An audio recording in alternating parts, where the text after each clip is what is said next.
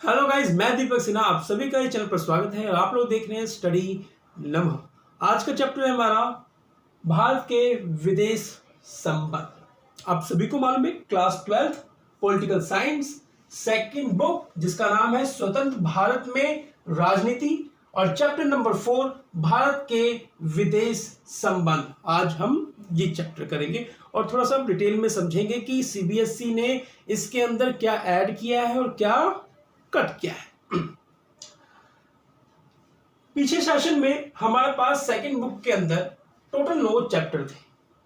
फिर किसी ने चमगादड़ खा के कोरोना फैला दिया। सीबीएसई ने स्टूडेंट्स पे थोड़ी रियायत करी और रियायत करके सेकंड बुक में सिर्फ 6 चैप्टर छोड़े और उन 6 चैप्टर में से एक चैप्टर है हमारा भारत के विदेश संबंध, Indian foreign policy.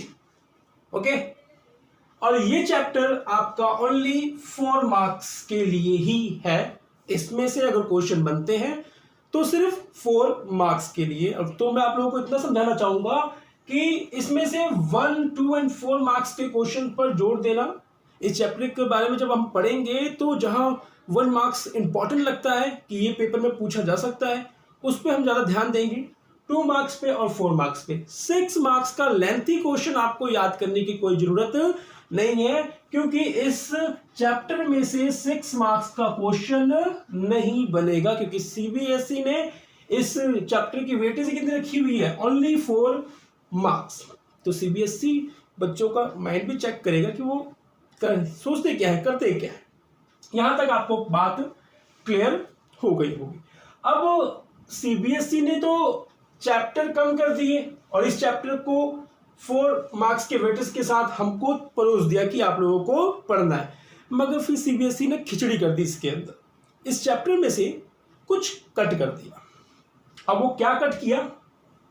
Indian relation with it is neighbours, Pakistan, Bangladesh, Nepal, Sri Lanka और म्यांमार के साथ जो हमारे संबंध थे, यानी कि भारत के पड़ोसी देशों के साथ जो भारत के संबंध थे, उनको अब हमें बिल्कुल नहीं पढ़ना है। और अगर देखा जाए तो ये इंपॉर्टेंट थे, सीबीएसई ने इनको काट दिया और दुखी कर दिया कि अब पढ़े तो पढ़े क्या। मगर जो इसमें अब कहा गया है कि जो पढ़ना है वो टॉपिक है आपका प्रिंसिपल ऑफ फॉरेन पॉलिसी, जो आज के टॉपिक में कराऊंगा। उसके बाद Indian changing relation with other nation, US, Russia, China, Israel.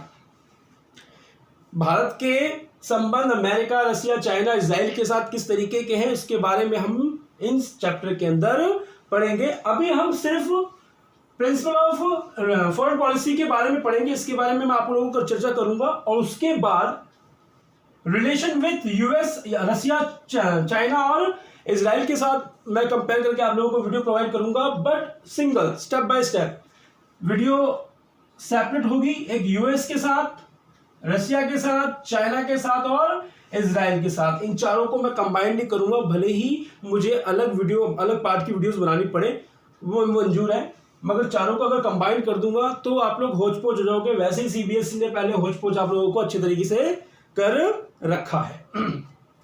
तो आशा करता हूं आप लोगों को बात समझ में आ गई होगी कि ये चैप्टर 4 मार्क्स का है। इसके अंदर हमें 1, 2 एंड 4 मार्क्स के क्वेश्चंस को अच्छे तरीके से पढ़ना है। जो कटिंग है, जो सीबीएसई ने कट किया हुआ है, उसके बारे में मैंने आप लोगों को बता दिया, और जो हमें पढ़ना है उसके बारे में हमने चर्चा कर ली। और आज का topic principle of foreign policy के बारे में ही होगी। इसके अंदर जो जो टॉपिक्स होंगे वो हल्के फुल्के मैं एग्जाम्पल देते हुए आपको समझा दूंगा, मगर जो मैं अपने नोट्स में से आंसर लिखवाऊंगा वो आपके लिए बहुत ही ज्यादा मोस्ट इंपॉर्टेंट हो जाएंगे। तो चलिए हम अपने चैप्टर से स्टार्ट करते हैं, चैप्टर का अर्थ समझते हुए कि चैप्टर क्या है हमारा, भारत के विदेश संबंध। पहले इस बात को समझिए, संबंध, भारत के विदेश संबंध। जब एक देश दूसरे देश के साथ रिश्ता जोड़ता है तो वो संबंध कुछ अच्छे भी होते हैं और कभी कभार वो संबंध में खटास भी पड़ जाती है। ठीक है, कभी कभार कोई देश किसी देश के साथ संबंध रख रहा है तो कोई तीसरा देश उस संबंध से खुश नहीं होता, वो उसकी किसी प्रकार से आलोचना कर सकता है। इसीलिए इन सभी बातों को नजरअंदाज करते हुए एक देश को अपनी स्वतंत्र विदेशी नीति अपनानी चाहिए। भारत 1947 में आजाद हुआ। आजाद होने के बाद विश्व दो गुटों में बंट रहा था, सोवियत संघ, अमेरिका। भारत ने अपनी स्वतंत्र नीति को अपनाया और किसी भी गुट में शामिल ना होके अपने लिए गुट निरपेक्षता की नीति को अपनाया, क्योंकि भारत को जो मालूम था कि किसी एक गुट में शामिल हो जाऊंगा तो एक गुट से मेरी दुश्मनी हो जाएगी, उससे मैं फायदा नहीं उठा सकता। अगर मैं स्वतंत्र रह के किसी भी गुट में शामिल ना होके अपना कार्य कर सकता हूं तो मैं किसी गुट में शामिल क्यों हूं। भारत ने विदेशी नीति अपनाई, स्वतंत्र नीति अपनी अपनाई और दोनों के साथ अच्छे संबंध अपने रखे। हालांकि कभी कभार भारत को आलोचना भी सहनी पड़ी है, क्योंकि देखो ना, संबंध की बात कही जा रही है। संबंध जब भारत ने रशिया के साथ रखे तो रशिया के साथ संबंध उसके बहुत अच्छे होने लगे, अमेरिका को खटास लगने लगी। और भी देशों ने इस बारे में प्रतिक्रिया दी है भारत के लिए कि शायद भारत अंदर ही अंदर सोवियत संघ के खेमे में शामिल हो गया है, मगर भारत ने इस बात की चिंता बिल्कुल नहीं करी। भारत को मालूम था कि मैं किस लिए समझौते कर रहा हूं, क्योंकि भारत का मेन मोटिव क्या था, अपना विकास करना। और भारत ने अपना विकास किया ही नहीं, भले ही वो विकास की दर धीमी गति से थी, मगर भारत ने अपना विकास किया, क्योंकि भारत ने अपनी स्वतंत्र विदेशी नीति अच्छी रखी। भारत एक शांति प्रिय देश है। भारत किसी प्रकार का टकराव किसी भी देश के साथ नहीं चाहता। वो अपने संबंध सभी विश्व के जितने अंदर देश हैं उनके साथ अच्छे संबंध रखना चाहता है। इस संबंध को कोई भी देश गलत रूप दे, अच्छा रूप दे, उसकी मर्जी है। हमें जो करना है वो हम करेंगे, क्योंकि अच्छे संबंध हमें फायदा पहुंचाते हैं। यार, हमारे देश के अंदर विभिन्न प्रकार की कंपनीज आती है, रोजगार देती है। हम अच्छे संबंध रखेंगे तभी तो कंपनीज हमारे देश के अंदर आएगी, हमको रोजगार देगी, हमारे लोग वहां जाएंगे। तो अच्छे एक देश के विकास के लिए भी सहायक है। आप लोग अपने फ्रेंड सर्कल में सोचो, आपका एक दोस्त है, आपका बहुत ही अच्छा दोस्त है, आपकी मुसीबत में, आपकी खुशी में वो शरीक होगा, वो साथ निभाएगा आपका, क्योंकि वो आपका अच्छा दोस्त है। दोस्त तो बहुत सारे होंगे, मगर काम आने वाले दोस्त चंद होते हैं। तो उसी तरीके से भारत ने अपनी विदेशी नीति यानी कि अपने विश्व के देशों के साथ जिस प्रकार का संबंध रख रहा है वो अच्छी बात है। आज देख लो, ये चीनी बाबा, इसके साथ विवाद चल रहा है। अगर चीन और भारत का आक्रमण होता है, ऐसी बात नहीं है कि हम इसका जवाब नहीं दे सकते, हम इसका मुंह तोड़ जवाब दे सकते हैं, मगर हम बिल्कुल नहीं चाहते कि लड़ाई हो, क्योंकि लड़ाई होगी तो हम बहुत पीछे चले जाएंगे। लेकिन इसने आक्रमण किया और हमें रशिया से, अमेरिका से फुल सपोर्ट मिल गया, किसी कीमत पे आगे नहीं बढ़ेगा। और ऐसा क्यों होता है? अच्छे संबंध के कारण। हमने विदेशी संबंध से अच्छे बना रखे, इसलिए विदेशी नीति बहुत ही सार्थक काबिल होती है अपने देश का विकास करने के लिए। तो ये तो मैंने चैप्टर के बारे में एक भूमिका आप लोगों को बता दी कि इसमें हमें क्या क्या पढ़ना है, किस तरीके की बात हमें करनी है। इसके अभी और टॉपिक्स हैं, मैंने कहा था ना आपको प्रिंसिपल ऑफ फॉरेन पॉलिसी का पूरा टॉपिक क्लियर करवाऊंगा आपको। पहला, विदेशी नीति का अर्थ अभी एक्सप्लेन करूंगा। विदेश नीति को प्रभावित करने वाले कारक, भारत के विदेश नीति के उद्देश्य क्या है, भारत अपनी विदेश नीति जब रखता है तो किस प्रकार के उद्देश्य दिमाग में रखकर उसको लागू करता है, भारत के विदेश नीति के सिद्धांत क्या, प्रिंसिपल है भारत के विदेश नीति को लेकर, और नेहरू जी की भूमिका। भाई, देश जब आजाद हुआ था तो प्रथम प्रधानमंत्री हमारे नेहरू जी थे, और विदेश नीति में इन्होंने अपनी क्या भूमिका अदा करी है, इसके बारे में हम चर्चा करेंगे। इस बोर्ड पे तो मैंने अभी इतना ही बताया है, अभी इसको रब करके इसको एक्सप्लेन मैं करूंगा, चाहे वीडियो थोड़ी सी लंबी क्यों ना हो जाए। तो पहला पॉइंट है हमारा विदेश नीति का अर्थ। क्या एक देश जिस नीति को अपनाता है उसे देश की विदेश नीति कहते हैं। यानी कि एक देश जब दूसरे देश के साथ संबंध स्थापित करता है तो किसी प्रकार की प्रतिक्रिया तो होगी। अरे हम जब दोस्ती करते हैं तो स्टार्टिंग हाय हेलो से ही तो होती है। तो उसी तरीके से एक जैसे एग्जांपल ले लीजिए, हमने डोनाल्ड ट्रंप को बुलाया अपने भारत में, बराक ओबामा को हमने बुलाया था। जब बराक ओबामा आए थे तो गाना फेमस हुआ था, पुराने गाना कि अमेरिका से आया मेरा दोस्त, यानी कि मुंबई से आया मेरा दोस्त, दोस्त को सलाम करो। यानी कि एक संबंध अच्छे स्थापित किए करने के लिए हमें कुछ रणनीतियां तय करनी पड़ती हैं। उन रणनीतियों को ही हम क्या कहते हैं, विदेशी संबंध। यानी कि हम अपने देश की नीति अच्छी रखेंगे तो विश्व के अन्य देशों के साथ हम अच्छे संबंध अपने स्थापित कर सकते हैं। सेकंड पॉइंट, विदेश नीति को प्रभावित करने वाले कारक ये कौन कौन से होते हैं? भू रणनीतिक अवस्थित और सैनिक क्षमता, आर्थिक शक्ति और सरकार का स्वरूप, इनका होना बहुत जरूरी है, तभी हम अपने विदेशी नीति को सार्थक रख सकते हैं। अभी बस शॉर्ट में करवा रहा हूं, क्वेश्चन आंसर तो करवाऊंगा, पूरा डिटेल बताऊंगा अच्छे तरीके से, क्योंकि वीडियो लंबी हो रही है इसलिए मैं थोड़ा सा भाग रहा हूं। भारत की विदेश नीति के उद्देश्य ये इंपॉर्टेंट है। अगर मैं कहूं तो इसमें से कारक में से मैं 1 और 2 मार्क्स के क्वेश्चन निकाल सकता हूं। ये ज्यादा बड़ा क्वेश्चन नहीं बनेगा, मगर हाँ ये बन सकता है आपका क्वेश्चन पूरा, एक ये भी बन सकता है। पहले हम इस पर चर्चा कर लेते हैं। भारत की विदेश नीति के उद्देश्य, देश की एकता बनाए रखना। हम किसी देश के साथ संबंध स्थापित कर रहे हैं, उसके साथ साथ हमें अपने देश के बारे में भी सोचते हुए चलना है। ऐसा नहीं कि हमने कोई समझौता किसी देश से किया और उसमें हानि का सामना हमें करना पड़ रहा है। ऐसा समझौता बिल्कुल नहीं करना चाहिए, किसी भी देश को नहीं करना चाहिए। और भारत तो वैसे ही शाना है, ऐसा समझौता किसी कीमत पे नहीं करेगा। तो वही देश की एकता को बनाए रखना है। नीति विदेशी संबंध बनाए मगर अपने देश की एकता को बनाए रखें। अपनी सीमाओं की सुरक्षा करना, भाई हम व्यापार कर रहे हैं, उनसे समझौते कर रहे हैं, मगर ऐसा ना हो जाए कि हम अपनी सीमा से हाथ धो बैठे। ठीक है। आतंकवाद का मुकाबला करना, देख लो आज वर्ल्ड लेवल पे हम आतंकवाद का खुल के विरोध कर रहे हैं और हमारे विरोध में अन्य देश भी शामिल हो रहे हैं, क्योंकि उनको मालूम है कि भारत जिस प्रकार की नीति को लेकर चला हुआ है वो बिल्कुल सही है।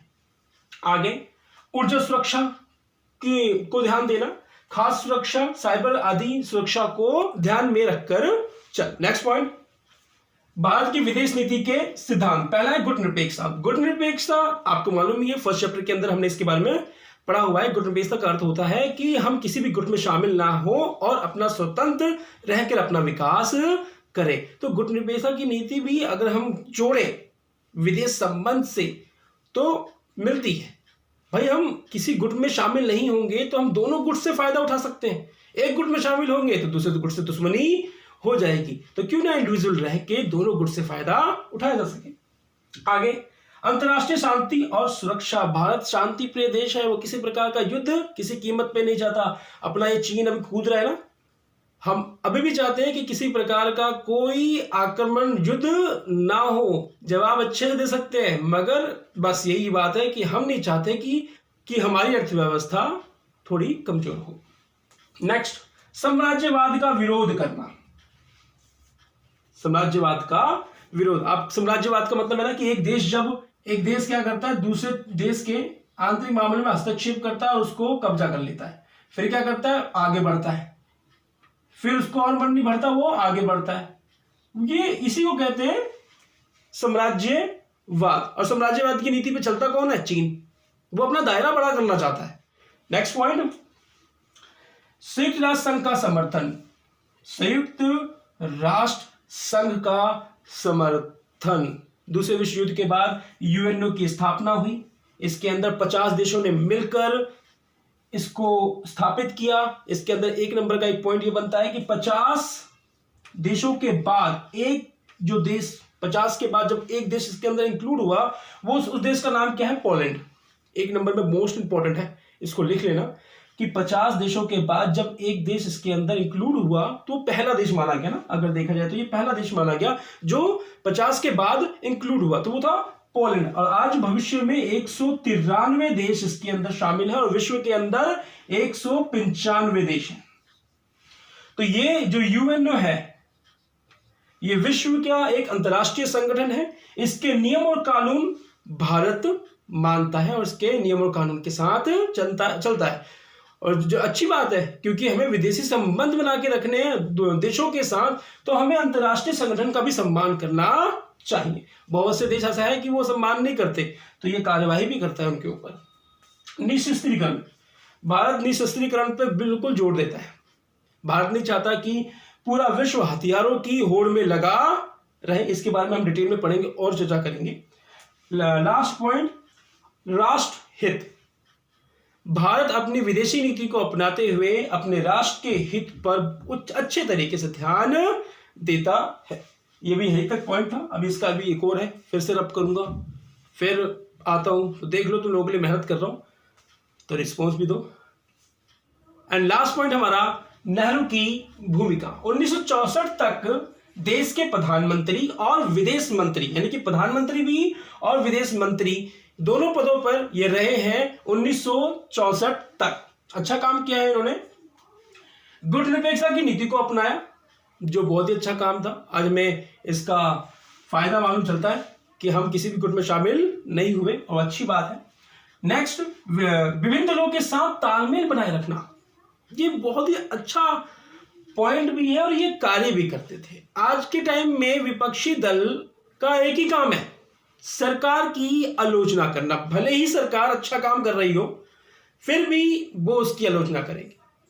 मोदी जी द्वारा किए गए जितने भी कार्य हैं, देख लो राहुल बाबा जी, इनको एक ही चीज आती है, आलोचना। मेरी मम्मी तो कहती है इनको शादी करके अपना घर बसाना चाहिए, बेकार में प्रधानमंत्री के पीछे पड़े हुए हैं। मगर पता नहीं, समझते नहीं ये बात। इनका एक ही काम है, आलोचना करना। हाँ, मैं टॉपिक से भटक रहा हूं। विभिन्न दलों के साथ तालमेल। पंडित जवाहरलाल नेहरू विदेशी नीति अपनाते हुए अपने विभिन्न दलों के साथ एक तालमेल अच्छा बना के रखते थे। यानी कि पंडित जवाहरलाल नेहरू जिस प्रकार की विदेशी नीति देशों से रखते थे, तो उन दलों को भी जानकारी होती थी। वो उनसे भी परामर्श करते थे, उनसे भी बात करते थे और अपनी विदेशी नीति को सार्थक बनाते थे। नेक्स्ट, पंचशील का सिद्धांत अपनाया। नेहरू जी ने विश्व की शांति के लिए पंचशील का सिद्धांत दिया। नेक्स्ट, आखिरी पॉइंट हमारा, एशिया और अफ्रीका के नवस्वतंत्र देशों से संबंध बनाया। आजादी के बाद 1947 के बाद जो एशिया और अफ्रीका के स्वतंत्र देश आजाद हो रहे थे, उनके साथ भारत ने अच्छे संबंध बनाए। यानी कि पंडित जवाहरलाल नेहरू ने अपने उनके साथ अच्छे संबंध बनाए। इसी के साथ आपका ये पहला पार्ट खत्म होता है। हालांकि बहुत छोटी छोटी बातें बताई हैं, लेकिन जब क्वेश्चन आंसर कराऊंगा फुल डिटेल में बताऊंगा, अच्छे तरीके से बताऊंगा और रिटर्न के साथ कराऊंगा। इसी के साथ ये टॉपिक खत्म होता है। नेक्स्ट वीडियो होगी अमेरिका के साथ संबंध, फिर रूस, चाइना और इजराइल के साथ संबंध पे हम बात करेंगे। इस टॉपिक को सारे खत्म होने के बाद जब मैं आप लोगों को पीडीएफ के माध्यम से नोट्स दूंगा, वो बहुत ही इजी लैंग्वेज में होंगे, आपको अच्छे तरीके से लर्न हो जाएंगे। तो मिलते हैं नेक्स्ट वीडियो में। अपना और अपने परिवार का ध्यान रखें। जय हिंद, जय भारत।